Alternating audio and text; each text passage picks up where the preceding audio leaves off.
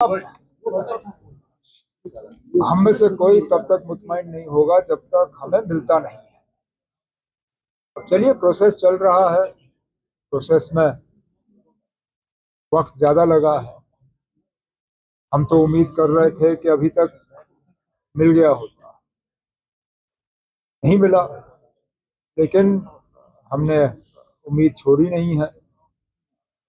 लगातार इस चीज पे हम मरकजी हुकूमत के साथ बात कर रहे हैं और यहाँ किनारे पे खड़े सुन रहा था, मंत्री जी ने कहा कि शायद जल्दी हम कोई खुशखबरी सुनेंगे। उस खुशखबरी के इंतजार में हमें 1.5 साल हो गए और ज्यादा इंतजार ना करना पड़े, वही उम्मीद है। लेकिन एक अच्छी चीज हुई है कि 11 जो डेस्टिनेशंस है एलजी साहब ने अनाउंस किया कि वो रीओपन होगी, जिसके लिए आपने भी बहुत स्ट्रेस किया था। पिछले दिनों आपको याद होगा, मरकजी होम मिनिस्टर साहब आए थे जम्मू, उनके साथ मेरी बातचीत हुई। इससे पहले मैं दिल्ली में भी उनसे मिला था और टूरिज्म के हवाले से मेरी यही गुजारिश थी उनसे, मेहरबानी करके जो इलाके बंद हैं उनको खोल दीजिए। बंद रखने का कोई मतलब बनता ही नहीं है। बुरे से बुरे हालात में भी हमने इन जगहों को बंद नहीं रखा। यूसमर्ग, दौद पथरी, ऐसे इलाके। अच्छी बात है, मुझे उसी दिन होम मिनिस्टर साहब ने अश्योर किया था कि उन्होंने हिदायत दी है कि ये जगह खुल जानी चाहिए और ऑर्डर जारी हो चुका है, जिसके लिए मैं होम मिनिस्टर साहब का शुक्रगुजार हूँ। बहुत नुकसान उठाना पड़ा वहाँ लोग जो रहते हैं टूरिज्म बंद होने के वजह से। सीजन हमारा शुरू हो रहा है, उम्मीद करता हूँ कि लोग जाके अब उन जगहों की खूबसूरती का फायदा लेंगे।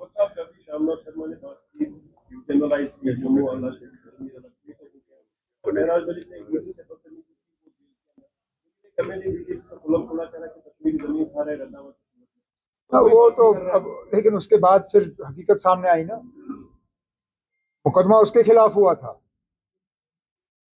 अगर मेरी जानकारी सही है, 2021 में उसके खिलाफ केस हुआ था सरकारी जमीन पे कब्जा करने की। लेकिन अब इनके कहने और करने में हमेशा फर्क रहता है, यही तो बीजेपी वालों की खासियत है। अब आप देखिए, जम्मू कश्मीर की बात करते हैं, एक आदमी को इन्होंने पार्लियामेंट नॉमिनेशन के जरिए भेजा और उसने 90% से ज्यादा अपना पैसा यूपी में खर्चा है। वो जम्मू कश्मीर का एमपी, बैठता यहाँ पे है, सरकारी घर यहाँ से लिया हुआ है, नाम के वजह से जम्मू कश्मीर का खटाना साहब। लेकिन जब सीडीएफ खर्च करने की बात आती है तो उसका 90% से ज्यादा जो है वो यूपी में खर्च करते हैं।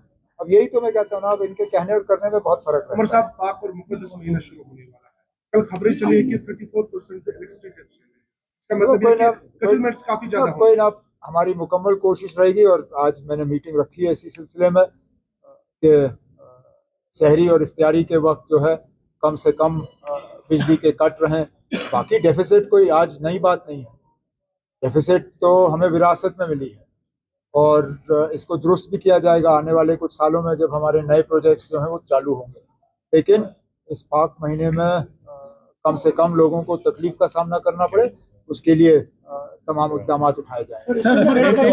डेली वेजेस को लेकर मामला पकड़ता जा रहा है। कल श्रीनगर में मुख्तलिफ मकामात पर किस लिए, क्यों, आज क्या हुआ जो कल नहीं था? कहा हुआ है इनसे असेंबली के फ्लोर पे कहा हुआ है कि एक प्रोसेस के तहत, एक टाइम टेबल के तहत इनको रेगुलराइज किया जाएगा। अब अगर इनको कोई उत्साह रहा है, कोई अपने सियासी फायदे के लिए इस्तेमाल कर रहा है, तो उनको ये गलती नहीं करनी चाहिए। मैं वो शख्स हूँ, आप प्यार से मुझसे कुछ भी मांगो, मैं करने के लिए तैयार हूँ। मुझे डराने की कोशिश करोगे, धमकाने की कोशिश करोगे, फिर कुछ नहीं होगा। अगर इन लोगों ने कुछ कहना है, आके मुझसे बात करें।